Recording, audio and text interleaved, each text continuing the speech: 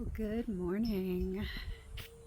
Yes, we have a beautiful day. There are some high wispy clouds.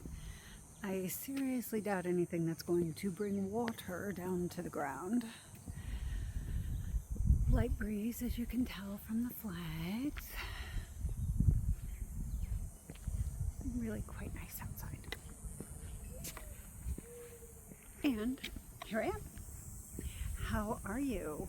And you may notice we are sans Miss Pyaar. Yes, there's nothing wrong with her, although she may think otherwise.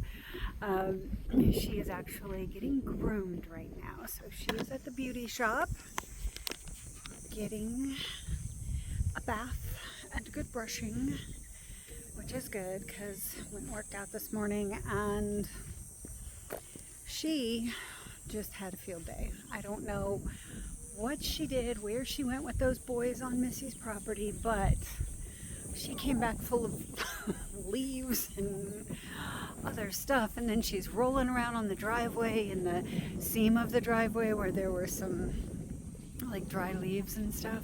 I'm like, oh girl, you are going for a bath. It doesn't matter. Do it. So she's at the beauty shop.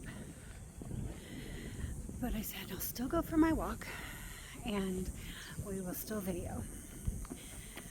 Although she is a major player in our videos, that is not the sole purpose of walking. So, how are you today? What happened with you yesterday? Good morning. Fun, exciting, frustrating, share it in the comments. You're not alone. And my day yesterday, not too bad. Got a lot of stuff done for my doctor. Got my classes in. Jeff, I went for his shot. So injections went well, no problem. Really fast though. I mean, they didn't have many patients there, so I don't know if it's just like neck day only. I don't know how they run their schedule. But we got there probably about 10 minutes early. I said, I'm here. I'll be in the parking lot. And I went back out, sat in the car. It was about 40 minutes later. They wheeled him out. He said they didn't even really put him to sleep this time. He said he felt it. He was fully awake and he felt it. He wasn't thrilled with that. However, got the injections and he was feeling okay. He said he was feeling perfectly fine. A little bit sore later in the day, and he was feeling a little dizzy later in the day.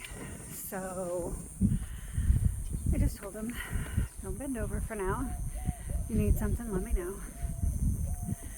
And he did fine. Got up this morning, he was feeling better. He had a hard time sleeping last night. I don't know if it was from the shots.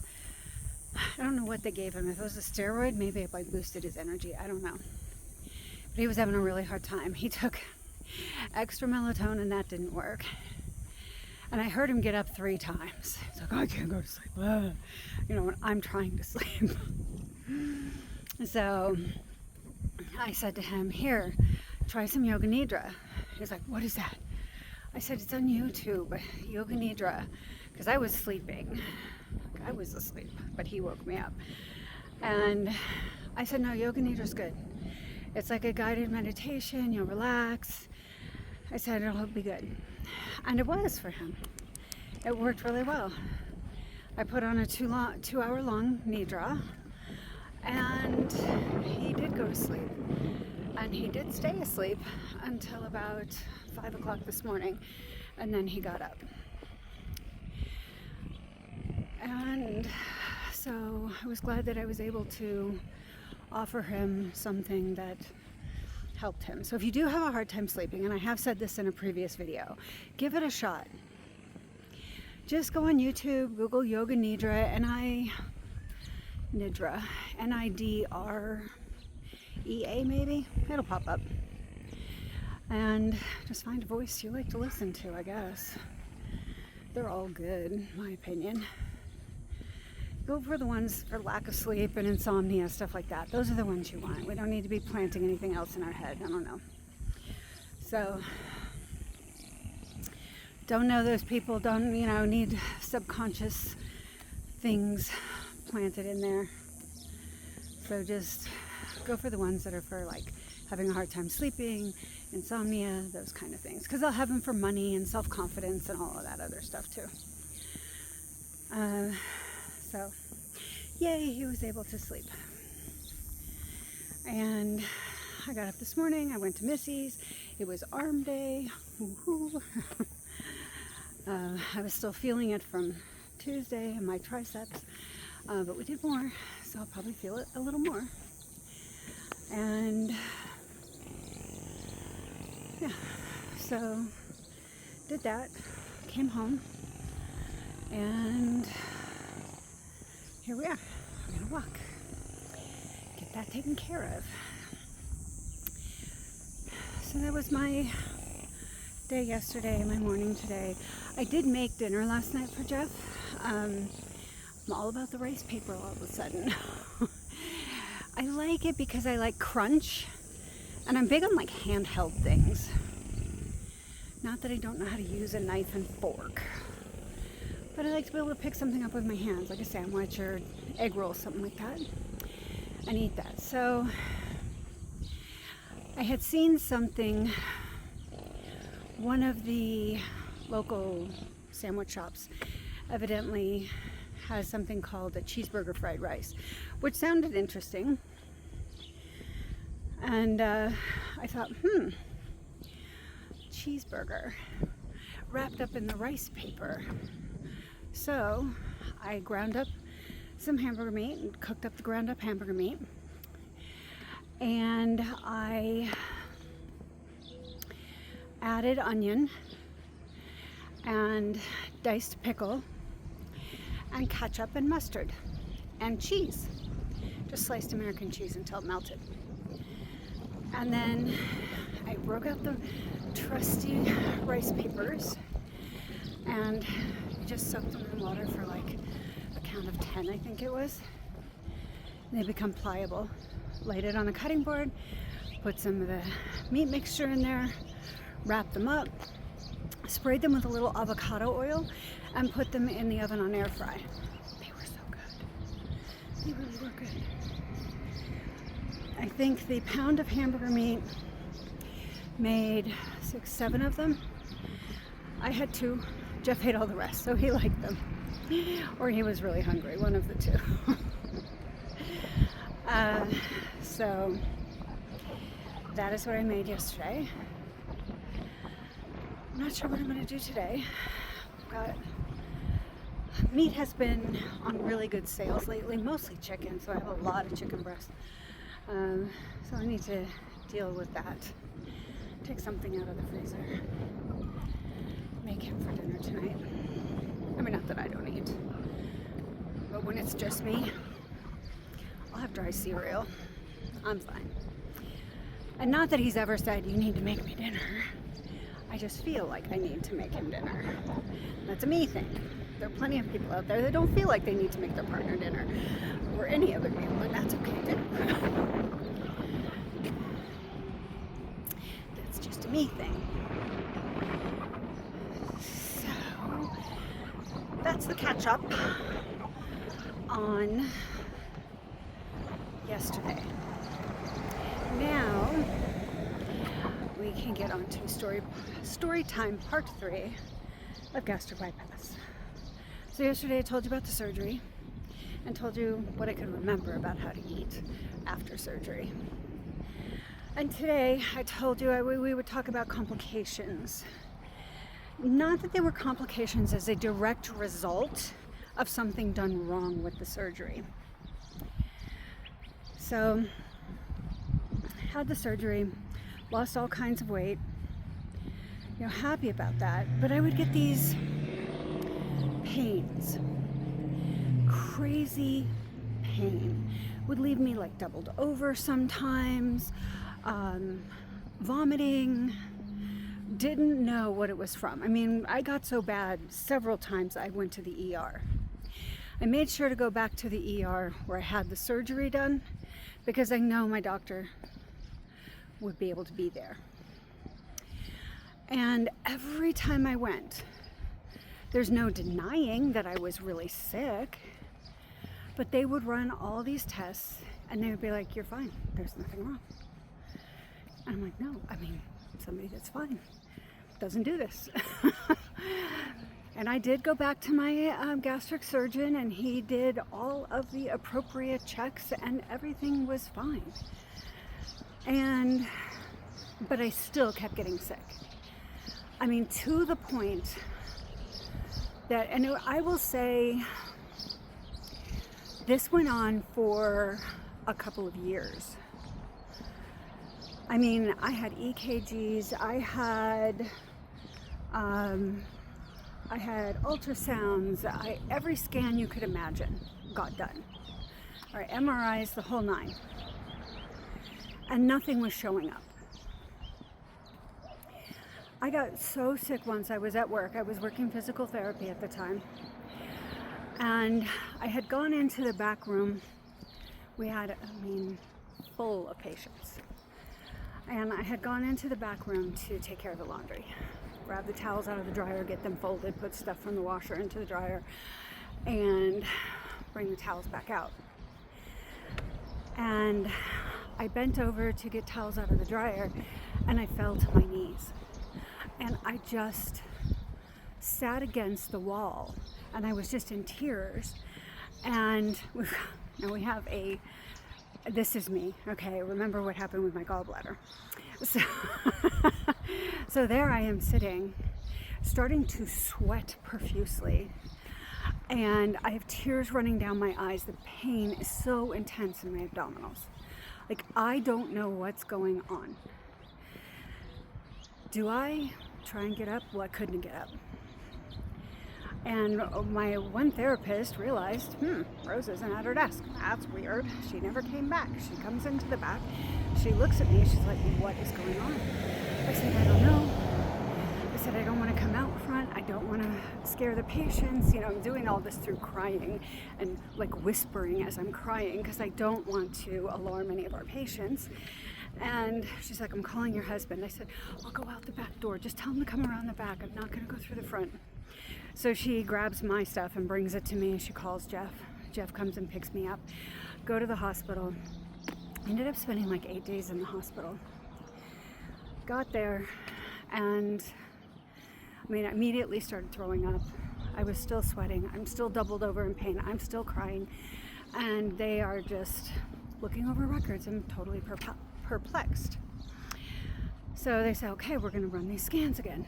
So go and do a MRI of the lower abdominal muscle, and they found a foreign body. Like, okay, you've got something in there. It needs to come out. This has got to be what's going on. So I ended up having an NG tube. So they put this tube down my nose, and up my nose, and then runs down the throat into the stomach. Because I can't eat anything. And they kept trying to pump me with fluids. I'm like, no, you can't give me this much fluid. I'm going to get sick. I've had gastric bypass surgery and it's still very new, so my stomach isn't even like stretched out a little bit. And I said, you have to call my doctor. Call Dr. Simon. So he calls Simon and he comes to the hospital, and he's so sweet and he's so kind. And a side note, everybody said this doctor was such an asshole. He was the nicest guy for me. I mean, the friend that I made when we were going through the initial surgery, she's like, he's just such a dick. I'm like, I'm not getting that same doctor. I don't understand.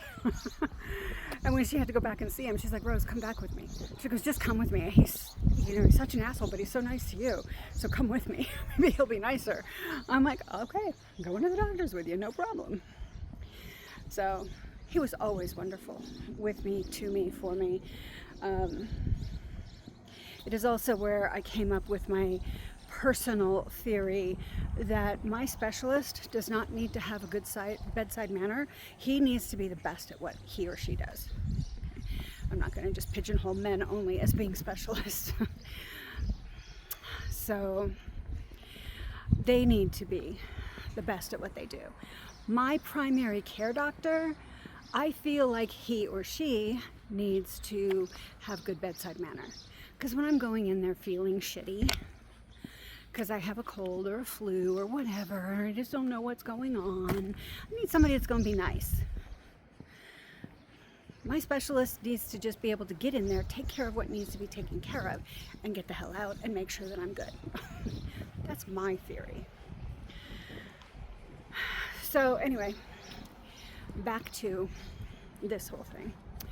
So he tells, the nurses, he's like, look, you can't push fluids into her like that, da-da-da. So that got resolved. They took a look at things, and they're like, there's something in there, we don't know what it is, we're going to go in. So there's a general surgeon that's going to go in.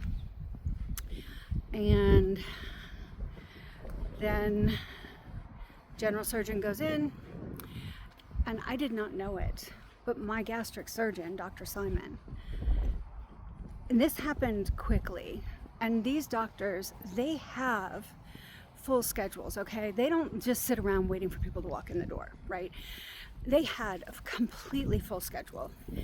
He had to have basically canceled his day because turns out he was in the OR while I was in the OR with the other surgeon, which I did not know.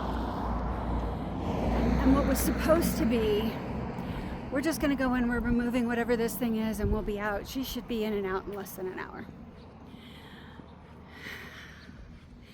It turned out to be 3 hours or more.